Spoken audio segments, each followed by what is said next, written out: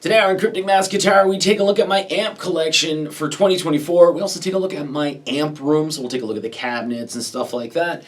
Yeah, I'm kind of lazy because it's October, so I don't know. Here we go. We're also using camera audio, so the audio levels might be different depending on how I choose to film each angle.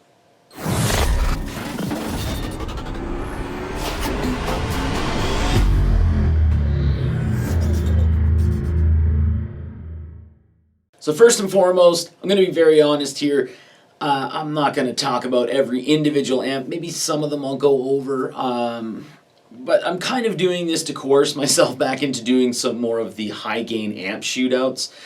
Yeah, it's kind of why I'm doing the video. And also some people always ask, hey, what cabinet are you using? What cabinets do you own? What amp heads are you using? All that kind of stuff. So don't expect me to go over point by point, like I like this amp because of this, I do this because of this, this amp has this. Everyone can Google. We can kind of do that to see all the specs. So let's start things out here with the new acquisitions. So the EVH 5153 100 watt stealth head. This is the EVH head that I've wanted for a very, very, very long time. But for some odd reason, I don't know why I'm told that they only make the 50 watt version, or I've been told that they only make the 50 watt version now. So they don't make the 100 watt heads anymore. No one buys them. Everyone uses the 50 watt version. So I took a chance and just ordered it, and hey, they made it and then sent it out to me. I bought it. I don't want to make it sound like I'm being sponsored here. Nobody knows who I am, rightfully so. So yeah, I bought this. It was $3,500 Canadian, and it showed up. They made it in September. I ordered it in September, and I got it in October. And then we have the Paul Reed Smith MT100, the 100 watt MT Mark Tremonti signature. Not to be confused with the 15 watt Mark Tremonti MT15. This is not my head, so but I'm not going to say I own it. And then, of course, we have the Paul Reed Smith Archon 50.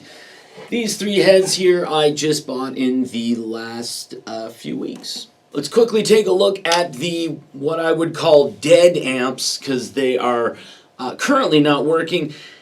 This, I believe, is a power tube or fuse issue, because I turned it on and it went and it will not turn on anymore. So that's more than likely going to be fuse related, or the power tubes are cooked. And I don't think it's the power tubes, so it's probably a fuse, but it's not one of the ones where I can just go, hey, here you go, put a new fuse in. I'd take the sucker apart. So this is the Trainer Custom Special 100 watt head. This is the Mark II version. And then we have the amp that keeps me brokenhearted, the 1969 Fender Bassman. So this is the 50 watt version of it. I love this amp to death. I know I didn't want to say I'm talking about every amp or whatever, but I love this amp to death. It is absolutely freaking perfect, but it just works for 3 or 4 months at a time, and then I don't know. So I've got to send this into a tech at some point, because above my kind of knowledge. So that's it for the dead amps. Let's take a look at the rest of the collection. And here we have what is generally known as my favorite amp. With all the different amp heads that you're going to see here, I get asked quite often, probably like on a weekly basis, which is your favorite amp head? And I tend to either not answer, because it seems silly, because I have a whole bunch of high gain amps, but this is my favorite amp head that I own, the Fender Supersonic 22 head. I don't know what it is, it just does all of these unbelievable things. I don't use it for high gain, I don't always play high gain, but I can get some amazing sounds out of this amp that I can't with a lot of other heads, so I love this thing. Next up we have the Hughes & Kettner Tri-Amp Mark II. This is the only Hughes & Kettner amp that I have, because I want a Mark III, but they're like an arm and a leg. So the Mark II is freaking awesome too. And then we have the Vox AC30 CCH the Custom Classic Head. That's what CCH stands for. This is a Chinese-made amp, so even though you're reading Custom Classic Head, some people have been like, wow, how much is that? Generally about $900 to $1,100 on the used market. So it's Chinese made, but sounds amazing. And then next up we have two Engel heads. We have the Engel Fireball 100, the Engel Invader 150. Then we have the VHT Pitbull Ultra Lead. This is a 120 watt amp, which a lot of people absolutely love to pieces. Some people hate it because you can't get it anymore, and some people hate it because of the mids. And then underneath we have the Mesa Boogie Road King 1. So not the Road King 2. This is a dual rectifier that has EL34s and 6L6. So you can combine them, you can do all these different things, and there's reverb built in. So fantastic. Now let's move things over to my amp room. I have no idea how I'm going to shoot this, so this will be fun. Alright, so I know I look stupid laying on the floor like this. Don't worry, 100% no. But I'm now in my amp room. This has just changed over the last 2 weeks because I've actually put all of my amps on shelving, and I had to move around the room treatment that I have in here. But over the years, because I don't have my cabinets in the video, a lot of people just seem to think I'm using impulse responses. There's a lot of people that use those and they're very successful with them. I am not a fan. And the reason behind that is I like to feel the room shaking. So I have this room and it's right next to my control room, as you would want to call it. So this would be the amp or the live room. I have room treatment in here, and I have cabinets, and the whole house shakes. You can ask my neighbors.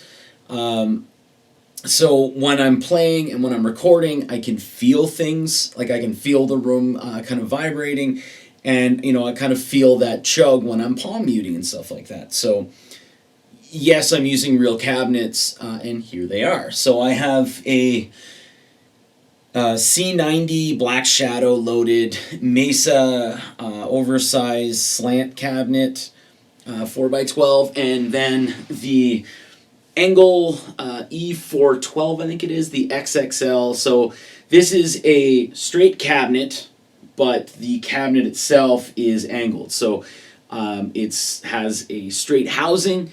However, on the inside, when you take the grill off, it is an actual slant cabinet. And then over here, sorry, I forgot to mention that the Engel is V30 loaded. Then over here is the GT75. Oh God, no, I can't remember. I think they are the GT75s. Loaded 1960A lead cabinet. So this is, once again, still a slanted cabinet. And over here, I actually have a V30 loaded 2x12 Mesa rectifier slant. So it's an upright slant cabinet. So it's not the horizontal straight cabinet. All of those are mic'd with a Neumann TLM 107. There's a lot of people out there that think I'm absolutely crazy for using that mic as the mic for my cabinets. The reason I use that is I want to say like 15 years ago, I used to have a channel where I just basically only did microphone shootouts because I was really trying to test to find out which microphone would be the best for cabinets for me, not for anyone else out there, just what I found worked best for what I was looking for in a mic for a cabinet. So something that actually represented the cabinet properly. So you would actually get like a lot more of that low end filtered in, because I was finding using just a regular SM57 just came across a little nasally. And, I used, I think it was like 40 different microphones, and the TLM 107, it's just the mic that worked best for me.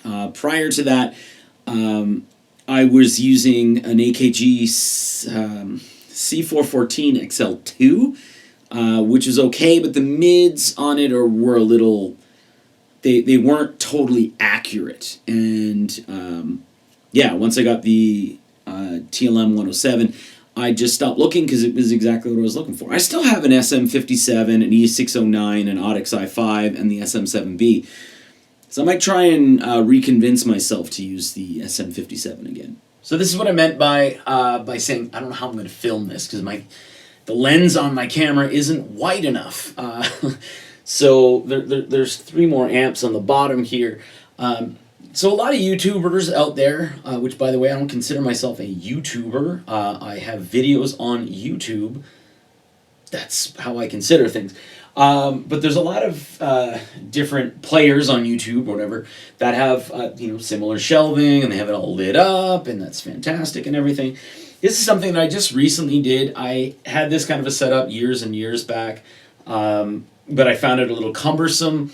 Actually, like hooking everything up this way, and I just found that if I laid them on the ground and stacked them up, I would just grab an amp, put it on my desk, and that worked for me. But the problem is, when you have 5 really good amps stacked on top of each other, and the one that's on the bottom doesn't get used because it's a lot of work to take things off and stuff like that, that's kind of why I changed things up. So I just bought 4 shelves because I already had one existing shelf, and I have a whole bunch of amps now kind of on these. So if I want to grab an amp, I just go take the amp, bring it into the control room, put it on my desk, use it, and if I don't want to use it, I bring it back, grab a different amp.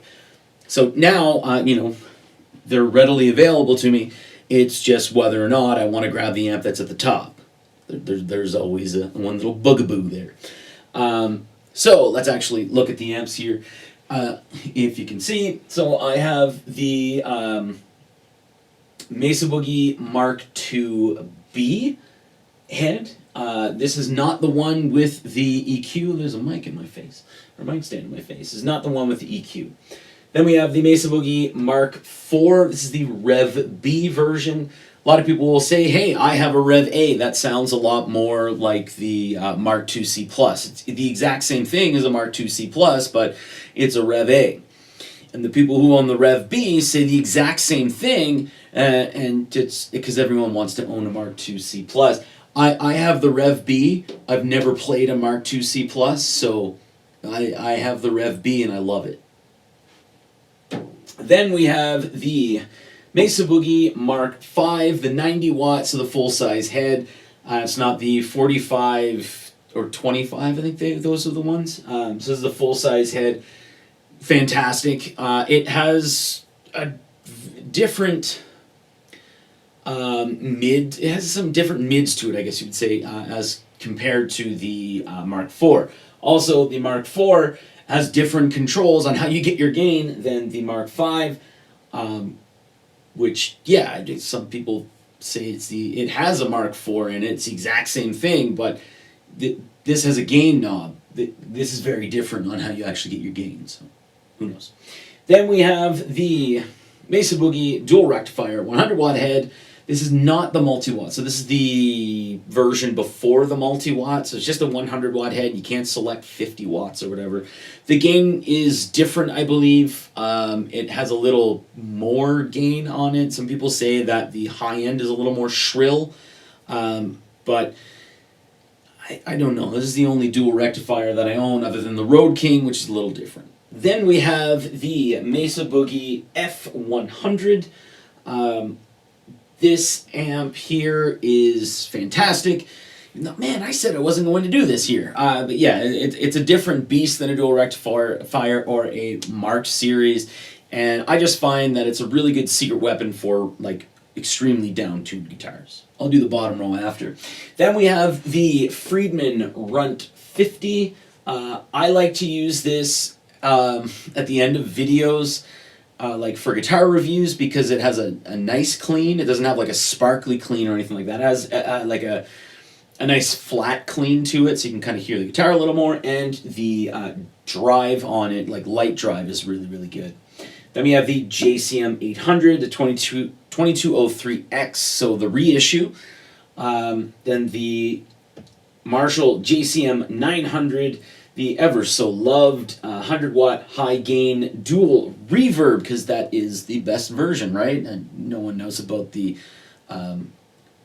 is it Mark III? Or the SLX, which people love and they hate this one. This is a very, very early, so it's not a reissue, so there's different tubes in it. As well, we have the Marshall JCM 2550, the 21T555X, so the 100-watt Silver Jubilee.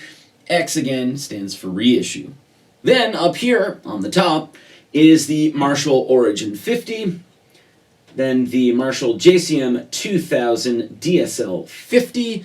Funny story, I thought there was just the DSL 50 and the TSL 100. I have no idea why I thought that. So when someone told me there was a DSL 100, I was like, yeah, it's the new version. They never made a JCM 2000 DSL 100, right? I was an idiot. Then we have the TSL 100, so still JCM 2000. And then the Marshall DSL 100 HR, so this is the Vietnamese. This is a Vietnamese, so it's not made in Bletchley, England. I told you it's going to be weird, right? Some weird angles. Then we have the Marshall MA100H. People hate this amp. I think it's a great overdrive amp with a nice reverb to it. Then we have the JVM 410H, and I'm going to crawl over. See? Barefooted, too. People pay extra money for barefoot. The Mesa Boogie Nomad 55. The 100 has the EQ, I believe, but this amp here, that contour feature, it has really weird mids, but the contour feature is fantastic. I'm probably going to be out of focus. I don't really care. Next up, we have the other side of the room. We have, this is kind of like the cheaper amps, I guess you would say. So you have the PV amp, or the PV Valve King 100 up here. Very, very underrated amp. The PV 6505 Plus. This is a made in USA version. What's the difference between the made in USA and made in China version? Where it was made. Everything else, I think, is the exact same. Then we have the PV JSX model, which is one of the amps that was on the bottom that I didn't want to move everything to go and get it, so I didn't use it as much over the last couple of years. Then we have, you can't see that there. Let's move over to here. Then we have the orange OR15 and the Black Star HT20 Studio, the Mark I version. Then we have the Black Star HT Stage 100 Mark II. Very controversial amp. And by controversial, I mean a lot of people love it and a lot of people hate it. There's not a big controversy. But I'm always told this is the worst amp that someone has ever owned, and this is the best amp that anyone's ever owned, and it's better than any other amp that's out on the market. If you believe that and if you feel that way, that's awesome. I'm very happy for you. I think this records really well, but preferential-wise, it's an okay amp. Then we have the Crate Blue Voodoo BV120H. The Blue Doo-Doo, people call it, which is, I don't know why they call it that. It doesn't sound anything like doo-doo. Let's end the video here with the last 4 amps. So we then have the PV Triple X. This is the one with the ladies on the front, the trucker ladies. This is an awesome amp, and if you want to use the Crunch channel as opposed to the Ultra channel, you'll generally get a more pleasing rhythm sound. And then the PV Windsor. I want to say the Windsor 100 because it's a 100 watt amp. And I'm not sure that there was another version out there, but this is the 100 watt version. And then the last 2 amps here, we have the Laney Ironheart 120, which is a very underrated amp. Fantastic. I don't think it's like super high gain or anything like that, but it has some red balls on it. What's going on here? But it will cut through really well, and it is just an awesome amp. And then the last amp here would be the orange Rocker Verb 100 Mark III. So this is the one that has the built-in attenuator that I don't use because, well, this is my amp room and it's treated. So I like to crank it. Still, again, I don't know if I'm out of focus here or in focus, or whether it matters. It might be better for you if I'm out of focus. But that was my amp collection and my amp cabinets and my amp room tour for 2024. A lot of people have asked me to do this, and I haven't really done it for this specific reason, because it's a pain to record and set the camera up, because I don't have like a super wide camera angle kind of thing, and I'm just haphazardly throwing up 2 lights in here so you might be able to see things. This video could be too dark, I'm not quite sure. As far as future amp heads that I'm looking into getting, I know I want an Angle Powerball 2. I want an Angle Savage 120 as well, because the Angle stuff is just fantastic. I like this cabinet right here, Angle cabinet. It's just fantastic, and just seems like there's a lot of tonal options with those amps. They're not a absolutely all-round amp, but the things that it does, they do really, really well, and they warm my heart. I would also like to get the 5153 100-watt head, the 100 HD, I think it was called. The one without the resonance controls. I've tried to buy that amp 2 or 3 times. Once I bought it, and when I went to go and pick it up, they said, this one here doesn't actually work. And so I didn't get it.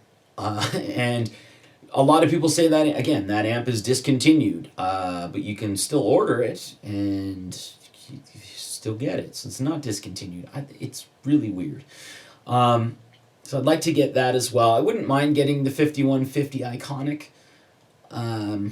But like my main goals at this point would be the Powerball 2 amp head, and honestly I really, really want to get a 1957, either a Murphy Lab Les Paul Custom or just the VOS version. Light aging Murphy Lab is great for me. And I want to get the 1968 VOS Les Paul Custom or the Murphy Lab. I'm not sure on that one as well. So I'd like to get 2 different Les Paul Customs, and those are the only ones that I would really look into. Other than the 1954, but that's just one of those guitars that I wouldn't mind pushing off a little bit, because I mean, they're $10,000, right? So is the 1957. Les Paul Custom, the VOS is $10,000, and then the Murphy Lab is a little over $10,000. The 1968 VOS is like $8,000 or $9,000, so you save money. I'm not a dentist, by the way. I'm just someone who really, really likes guitars and gear. And I work a lot, and what gets me through is, other than thinking of my family and such, is obsessing about gear. And going, you know what, if I work like crazy, I'll buy this. That kind of a thing. Anyway, thanks for watching. Man, I gotta edit this now. This is gonna suck. Sorry for the coloring. I'm colorblind.